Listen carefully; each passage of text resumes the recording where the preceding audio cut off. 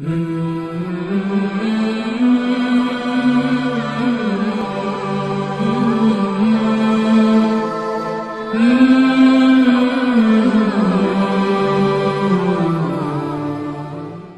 pembahasan iftitah dengan tangan kanan meletakkan di punggung yang kiri, lalu kemudian diletakkan di atas dada seperti ini.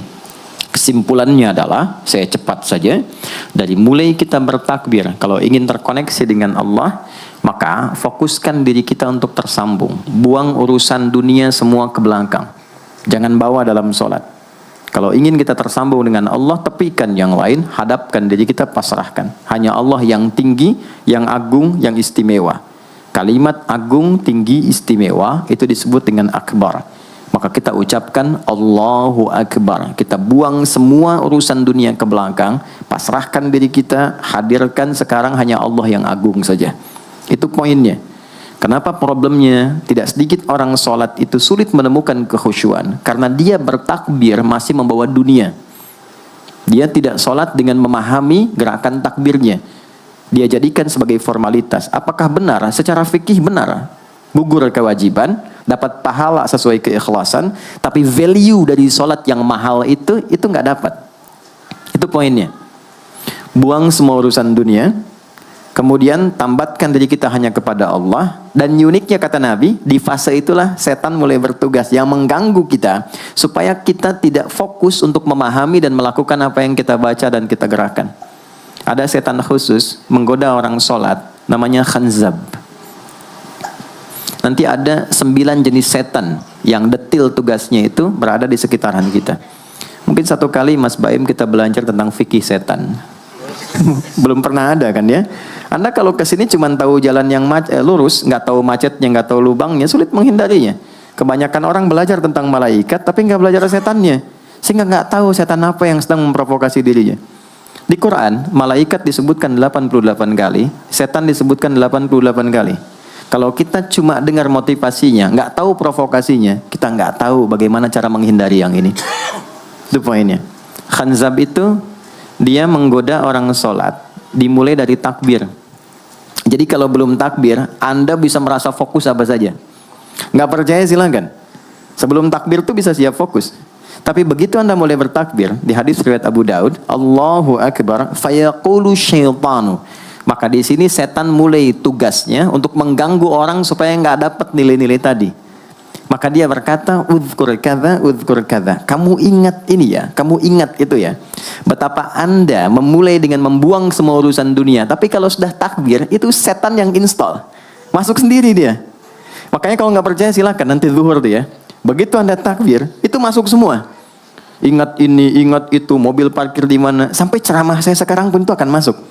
Ingat ya, ada setan yang goda. Nah itu setan itu. Itu setan sendiri. Membuat kita itu begitu lupa. Sampai lihat ujung hadisnya. Hatta la yash'ural musalli kam raka'atan yusalli. Sampai nanti akan ditemukan orang sholat, dia tidak sadar berapa rakaat sedang menunaikan sholatnya. Nah itu kalau Nabi sampaikan pasti terjadi. Poin untuk kita bisa mengatasi itu, poinnya apa? Quran surah ke-29 dulu. Ayat 45.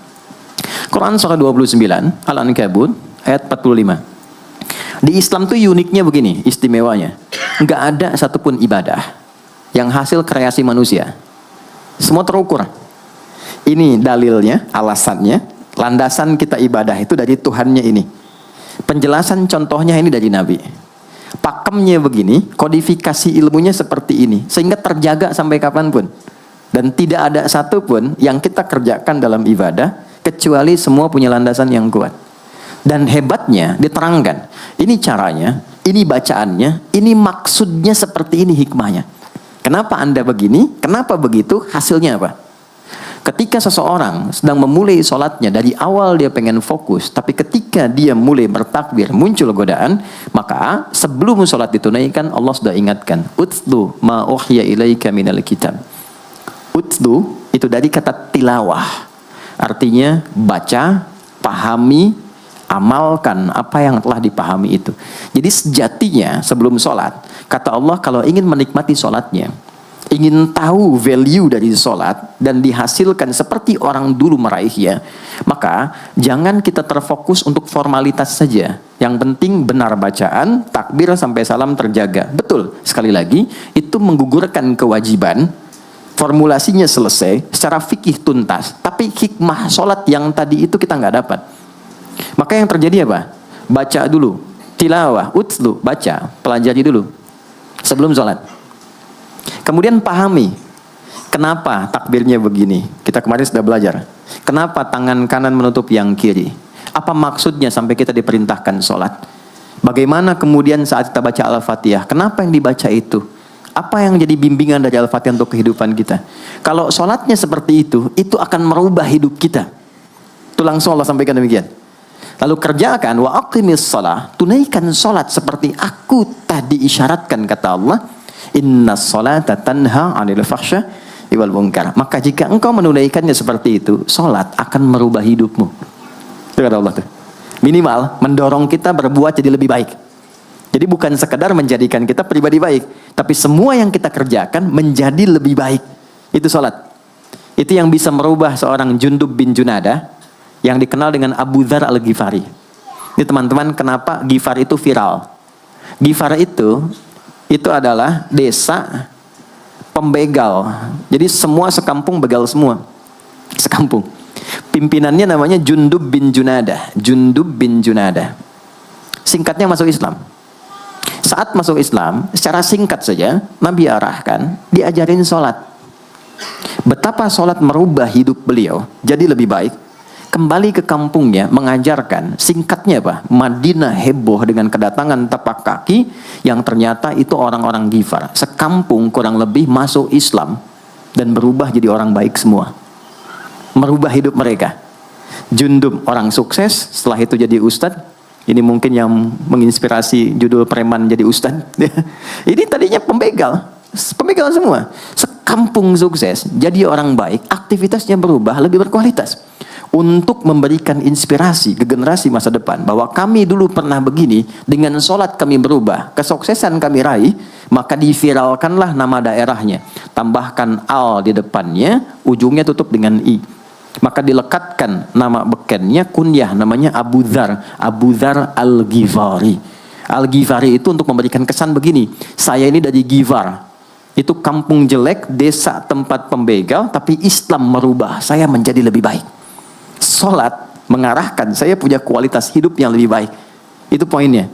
Sejak peristiwa itu, orang-orang Islam dari manapun yang bukan Arab itu selalu melekatkan nama daerahnya untuk mengenalkan. Islam pun sudah sampai ke tempat saya.